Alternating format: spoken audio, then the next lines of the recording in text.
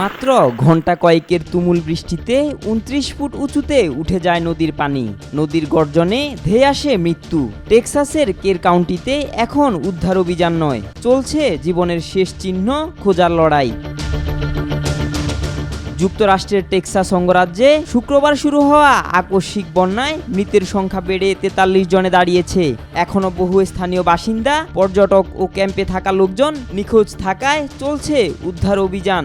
কের কাউন্টির পুলিশ বিভাগ জানিয়েছে, যারা বন্যায় মারা গেছেন তাদের মধ্যে ১৫ জনই শিশু। শুধু একটি খ্রিস্টান গ্রীষ্মকালীন ক্যাম্প থেকেই নিখোঁজ হয়েছে ২ ডজনের বেশি শিশু।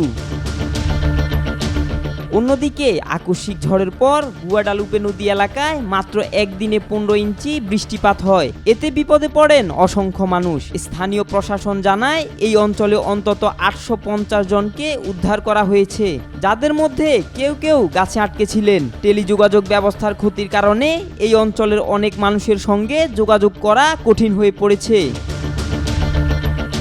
মার্কিন প্রেসিডেন্ট ডোনাল্ড ট্রাম্প এই পরিস্থিতিকে ভয়াবহ ও মর্মান্তিক হিসেবে উল্লেখ করেছেন।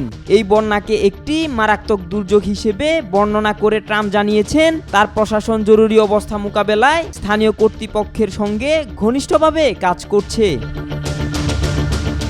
আবহাওয়া বিভাগ জানিয়েছে, টেক্সাসের পশ্চিম মধ্যাঞ্চলে আরও বন্যার আশঙ্কা আছে।